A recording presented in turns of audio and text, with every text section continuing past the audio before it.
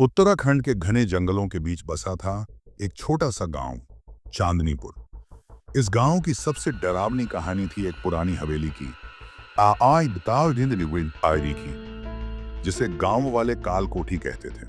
यह हवेली 100 साल पुरानी थी और इसके बारे में कई डरावनी कहानियां प्रचलित थीं। कहा जाता था कि वहां एक जमींदार परिवार रहता था जो एक रात रहस्यमय तरीके से गायब हो गया।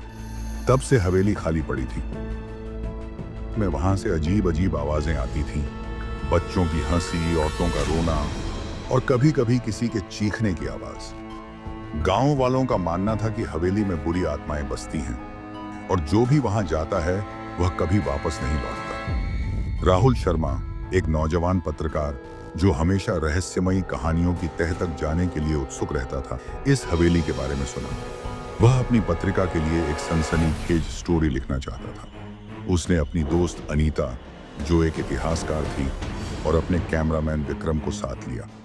अनीता को पुरानी इमारतों और उनके इतिहास में दिलचस्पी थी, जबकि विक्रम एक नन्हा सा डरपोक इंसान था जो हर छोटी मोटी आवाज से डर जाता था। फिर भी राहुल के उत्साह ने उन्हें हवेली की सैर पर जाने के लिए मना लिया। एक ठंडी नवंबर की रात को तीनों चांदनीपुर पहुंचे। गांव के किनारे पर हवेली का रास्ता शुरू होता था जो घने जंगल से होकर जाता था।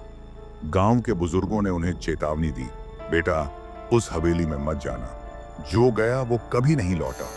लेकिन राहुल ने इसे महज अंधविश्वास समझकर टाल दिया। उसने कहा, हम वैज्ञानिक युग में जी रहे हैं, भूत प्रेत जैसी चीजें नहीं होती।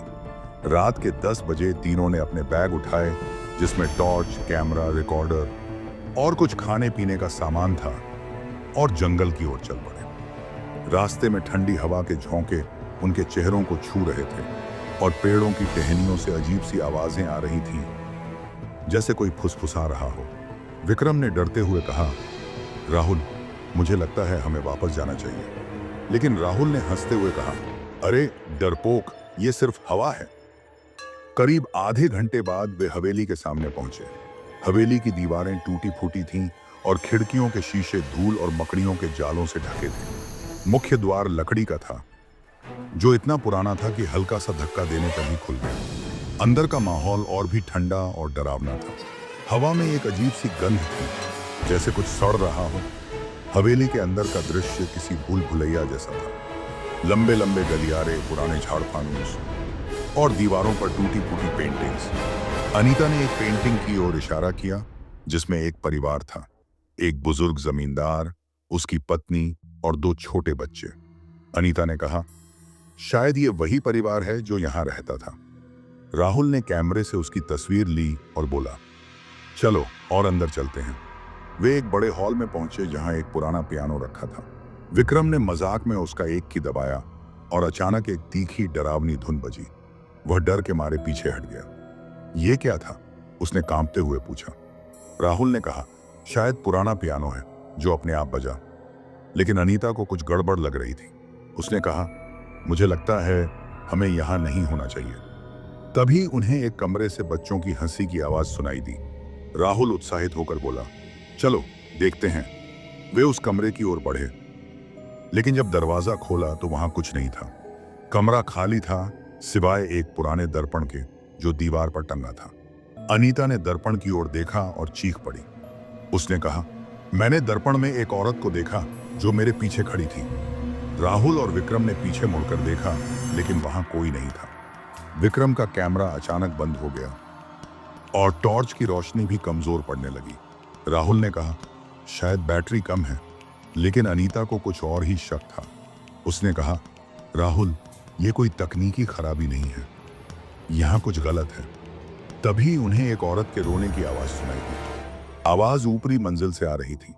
वे सीढ़ियों की ओर बढ़े। सीढ़ियां पुरानी थीं और हर कदम पर चरमराती थीं।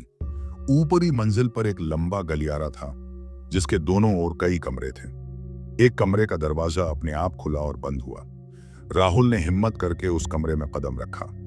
अंदर एक पुराना पलंग था, जिस पर धूल की मोटी परत जमी थी। दीवार पर खून से लिखा था, यहां से निकल जाओ। विक्रम अब पूरी तरह डर चुका था। उसने कहा, राहुल, मैं जा रहा हूं। लेकिन जैसे ही वह गलियारे की ओर भागा, दरवाजे अपने आप बंद हो गए। अनीता ने चीख कर कहा, हम फंस गए। तभी गलियारे के अंत में एक काली छाया दिखाई दी। उसकी आंखें लाल थीं और वह धीरे धीरे उनकी ओर बढ़ रही थी। उसका चेहरा धुंधला था, लेकिन उसकी मुस्कान डरावनी थी। राहुल ने हिम्मत करके पूछा, तुम कौन हो? हमें यहां से जाने दो। छाया ने कोई जवाब नहीं दिया, लेकिन उसकी मुस्कान और चौड़ी हो गई। अचानक हवेली में सारी खिड़कियां और दरवाजे जोर जोर से खुलने और बंद होने लगे। बच्चों की हंसी अब चीखों में बदल गई थी। अनीता ने राहुल का हाथ पकड़ा और कहा, हमें यहां से निकलना होगा, वरना हम भी गायब हो जाएंगे। तीनों ने हवेली के मुख्य द्वार की ओर भागना शुरू किया, लेकिन गलियारे जैसे अंतहीन हो गए थे। हर बार जब वे द्वार के पास पहुंचते, वह और दूर होता जाता। विक्रम का कैमरा फिर से चालू हो गया और उसने रिकॉर्डिंग शुरू कर दी, लेकिन कैमरे की स्क्रीन पर उनकी अपनी छवि नहीं, बल्कि कि उस परिवार की तस्वीर दिख रही थी जो पेंटिंग में था। उनके चेहरे खून से लथपथ थे और वे चीख रहे थे। अचानक छाया उनके सामने प्रकट हुई। उसने एक भयानक आवाज में कहा, तुमने हमारी शांति भंग की, अब तुम यहीं रहोगे। राहुल ने हिम्मत करके उसकी ओर दौड़ा